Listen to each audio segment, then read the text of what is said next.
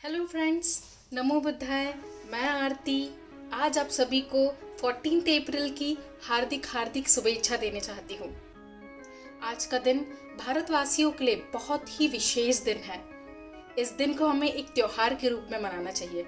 सभी भारतवासियों को इस दिन को त्योहार के रूप में मनाना चाहिए, क्योंकि आज जन्म हुआ था भारत के संविधान के निर्माता डॉक्टर भीमराव रामजी अंबेडकर।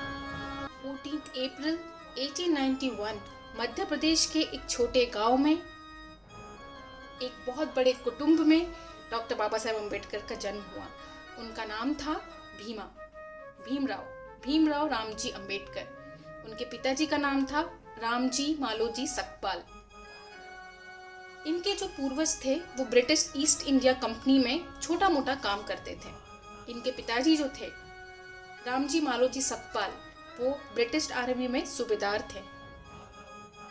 महू में इनका एक छोटा घर था जिसमें इनका संपूर्ण कुटुंब रहता था। इनके परिवार में इनकी माता भीमाबाई रहती थी, इनके पिताजी रामजी मालोजी सकपाल रहते थे, इनकी आत्या यानी इनकी बुआ मीराबाई रहती थी, इनके दो बड़े भाई थे और दो बड़ी बहनें भी थी। इतना सब मिलकर एक कुटुंब में रहते थे, एक छोटे से घर में रहते थे। रामजी मालोजी सकपाल और भीमाबाई को 14 बच्चे हुए थे, बट फाइनेंशियल कंडीशन के कारण उनके सिर्फ 5 बच्चे ही बच पाए थे, जिसमें सबसे छोटे भीमराव थे। भीमराव सबसे छोटे होने के कारण सबके लाडले थे। उनकी आत्या मीराबाई, उनकी माता भीमाबाई और सभी उनके बड़े भाई बहन उन्हें बहुत प्यार से रखते थे। भीमा के जन्म के 3 साल के बाद ही उनके पिताजी का रिटायरमेंट हो जाता है और उनकी पेंशन चालू हो जाती है।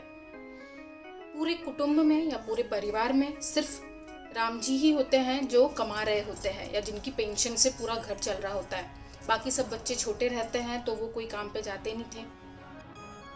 तो उनके पिताजी रामजी सकपाल ने निर्णय लिया कि हम दापोली शिफ्ट हो जाते हैं, और जब उनकी रिटायरमेंट हो जाती है तो वह दापोली में शिफ्ट हो जाते हैं। दापोली में शिफ्ट होते ही उन्हें बहुत तिरस्कार किया जाता है, उनका बहुत तिरस्कार किया जाता है। ना केवल रामजी सकपाल का बट उनके पूरे कुटुंब का। छोटे से छोटे बच्चे तक भीमराव आनंद जब बाहर खेलने जाते थे उनके साथ छुआछूत का भेदभाव करते थे। और बचपन से ही यह बात भीमा को बहुत खटकती थी। वह कभी किसी की बात सुनकर नहीं लेते थे। वह उनसे क्वेश्चंस पूछते थे कि मैं अछूत क्यों हूँ, जब मैंने भी जन्म लिया है, हम जन्म से समान हैं, हमने इंसान का जन्म लिया है, तो मैं अछूत कैसे हुआ?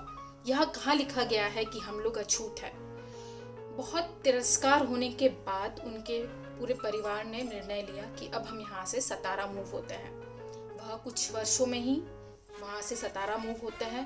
पूरा घर, पूरी उनकी 2 बहनें और 2 भाई भीमराव, उनके माता पिता और उनकी आत्या, ये सब मिलके सतारा में शिफ्ट होते हैं। सतारा की कंडीशन दापोली से भी ज़्यादा बेकार थी। वहाँ पे अन्य लोगों ने बाबा साहेब अम्बेडकर का, उनके परिवार का जीना मुश्किल कर दिया था। उन्हें घर से बाहर निकलने के लिए 10 बार सोचना पड़ता था। कुछ खरीदना है, कुछ सामान से एक साड़ी खरीदनी है या सब्जी खरीदनी है, उसके लिए इतना तिरस्कार सहना पड़ता था।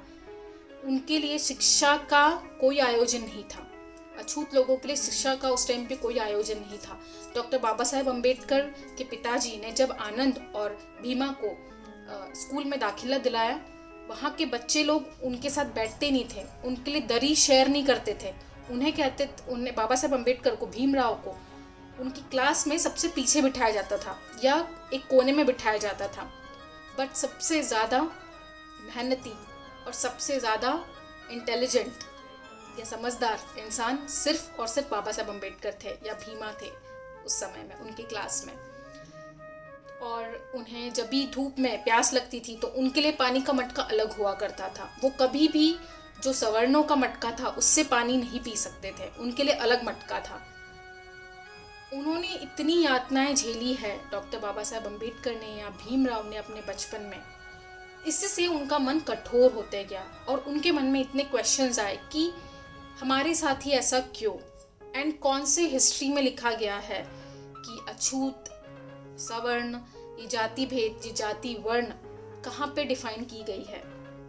उनके माइंड में ये सब क्वेश्चंस बचपन से ही चलते थे। वह अपने पिताजी से भी पूछते थे कि पिताजी हमें सब लोग अछूत क्यों बोलते हैं, पिताजी लोग हमें ऐसे क्यों बोलते हैं कि वो हमें छू लेंगे तो उनका धर्म भ्रष्ट हो जाएगा, धर्म क्या कहता है।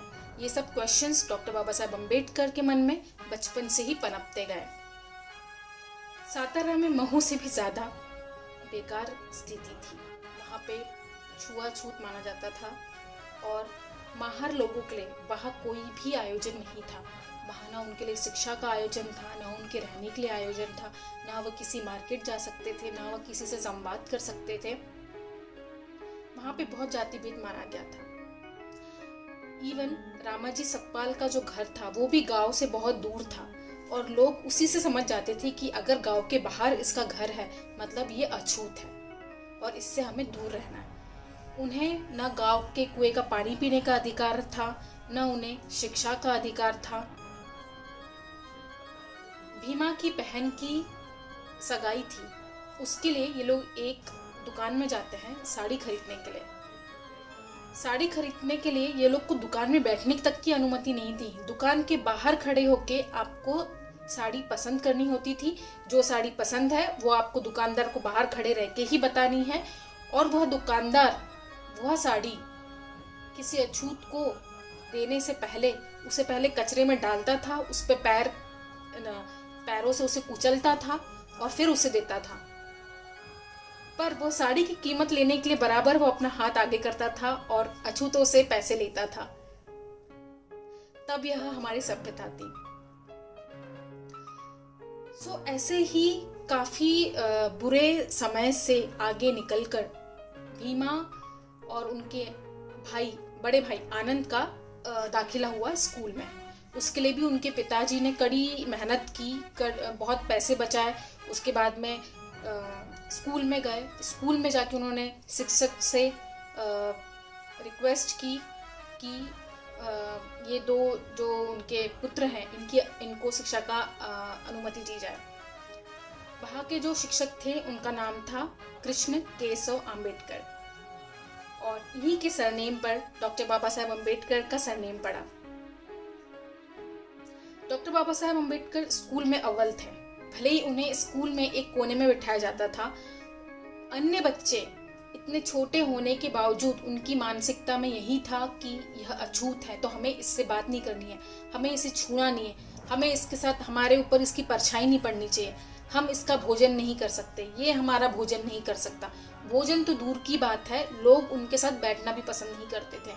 स्कूल के एक कोने में, क्लास के एक कोने में उन्हें उनकी खुद की दरी लानी पड़ती थी घर से और उसी पे वो बैठ सकते थे। खाना खाने के लिए भी वह अलग एक कोने में बैठते थे।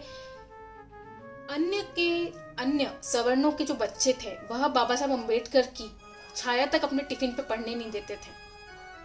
बट उनके जो शिक्षक थे वह अच्छे थे, उन्होंने अनुमति दी भीमराव को उनकी शिक्षा में बैठने के लिए, उनकी क्लास में बैठने के लिए और शिक्षा ग्रहण करने के लिए। भीमा ने अच्छी मेहनत लगा के पढ़ाई की। वह कभी कभी पढ़ाई नहीं भी करते थे, वो काफ़ी नटखट थे। तो उनके पिताजी रामजी सूबेदार काफ़ी स्ट्रिक्ट थे पढ़ाई के मैटर में।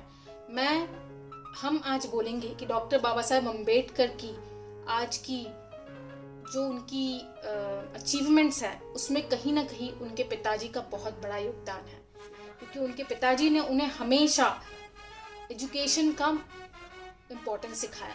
उन्होंने बोला अगर तुम्हें छुआछूत को जड़ से मिटाना है so there is only one way, that is you should get educated and educate others. ये फिलॉसफी उनकी थी और उन्होंने बाबा साहब अम्बेडकर के माइंड में बचपन से यही फीड किया है कि यह सब मिटाने के लिए सिर्फ एक ही हमारे पास हथियार है, वो है एजुकेशन, वो है शिक्षा। सातारा के छुआछूत के माहौल को देखकर रामजी सकपाल अपने बच्चों को, अपने पूरे परिवार को मुंबई ले आते हैं।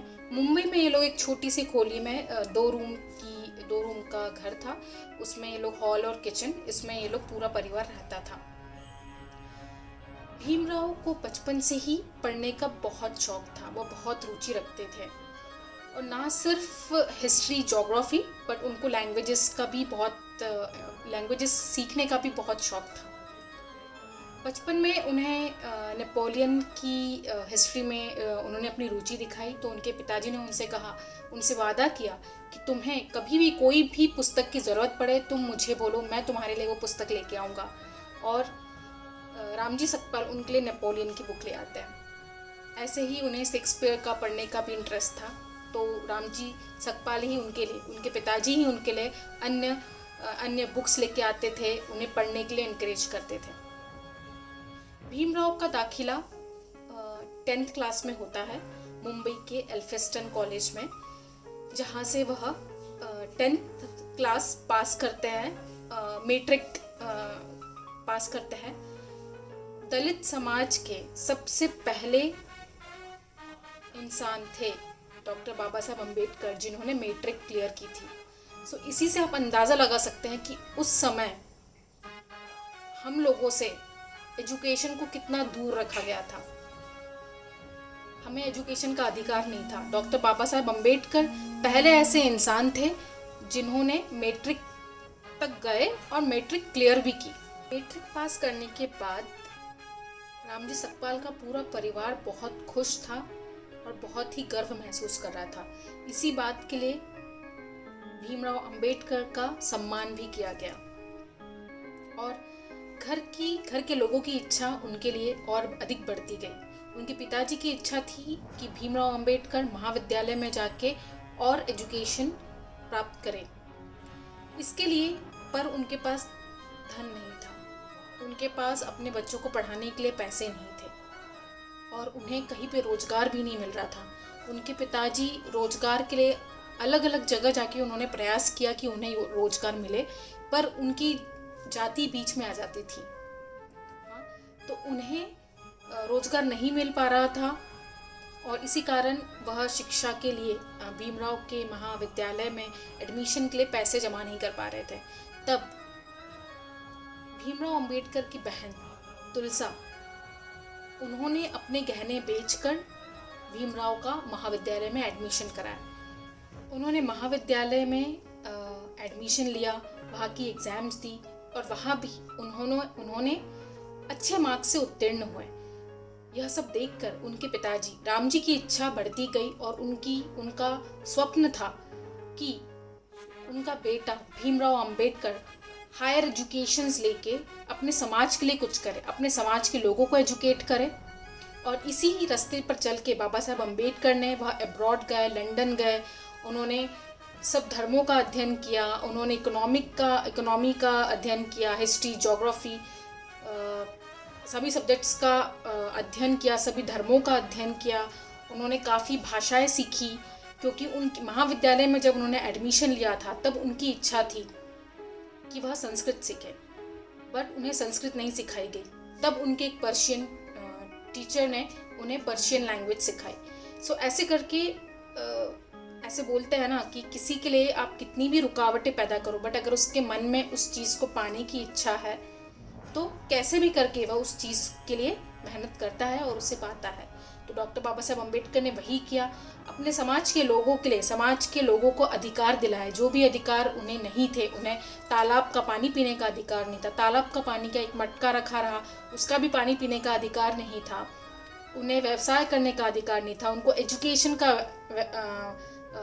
अधिकार नहीं था, उन्हें मंदिर में जाने का अधिकार नहीं था। सो डॉक्टर बाबा साहब अम्बेडकर ने एक एक मुश्किलों का हल निकाल कर दिया, लोगों को समानता के लिए एजुकेट किया कि जितने भी इंसान हैं सब समान हैं, कोई ऊंच नीच नहीं है, यह सब इंसान के द्वारा बनाई गई रूढ़िवादी है। ऐसे करके उन्होंने काफ़ी लोगों को एजुकेट किया। उन्होंने अपना एजुकेशन भी कंटिन्यू रखा, उन्होंने कॉलेज में एजुकेट किया, उन्होंने कॉलेज में पढ़ाया और यह इतनी मेहनत करके उन्होंने आज एक नया समाज खड़ा किया है जिसे हम इक्वालिटी बोल सकते हैं। आज हम सब लोग अपने आप को इक्वल ट्रीट करते हैं, हम सबको इक्वल ट्रीट करते हैं और हम कोई भी स्तर में अब पीछे नहीं हैं, ना हम एजुकेशन में पीछे हैं, ना हम मेडिकल में पीछे हैं या बिजनेस में पीछे हैं। सो यह सिर्फ और सिर्फ डॉक्टर बाबा साहब अम्बेडकर की देन है, जिसने उस समय एक पाव खाकर एक पाव, वड़ा पाव, कभी बिना खाना खाए भी, कभी कभी तो वो दिन में अपने रूम में 2-2 दिन तक बंद रहते थे। उन्हें पता ही नहीं चलता था कि मैं 2 दिन हो गए हैं और मैं सिर्फ पढ़ते जा रहा हूँ। उनके जो भी कॉलीग्स थे वो सब इतने सरप्राइज्ड थे और सब लोग उनको इतने अप्रिशिएट करते थे, इतना इनकरेज करते थे, सिर्फ और सिर्फ बाबा साहब अम्बेडकर की लगन देखकर। आज 14 अप्रैल को बाबा साहब अम्बेडकर का जन्मदिन है। हम सभी भारतवासियों को इस दिन कुछ संकल्प लेना चाहिए। हमारे समाज की इम्प्रूवमेंट के लिए, हमारे सोशल इम्प्रूवमेंट के लिए या फिर हमारे पर्सनल डेवलपमेंट के लिए हमें कुछ ना कुछ प्रण लेना चाहिए और बाबा साहब के रास्ते पर चलना चाहिए, बाबा साहब के बताए हुए मार्ग पर चलना चाहिए और सबका कल्याण करना चाहिए। धन्यवाद। जय भीम।